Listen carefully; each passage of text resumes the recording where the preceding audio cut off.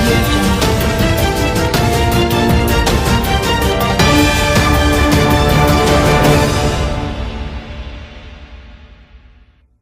રૂણી ગામે લાખાસર તળાવના ઊંડા ખોદકામનું મુહૂર્ત. ખેડૂતોના હિત માટે શુભ શરૂઆત.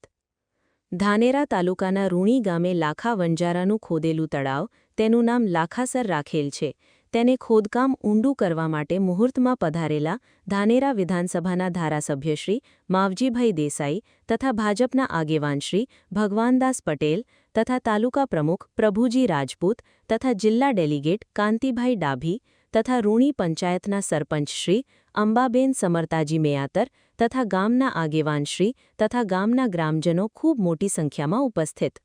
ગોળધાણા ખાઈ તળાવ ઊંડું પડે અને નર્મદાની નીરથી ભરાય, તમામ ગ્રામજનોને તમામ ખેડૂતોને લાભ મળે અને સારું ખેતીમાં ઉત્પાદન મળે, રૂણી ગામના ભાજપના આગેવાન શ્રી ભગવાનદાસ પટેલે આશા વ્યક્ત કરી છે.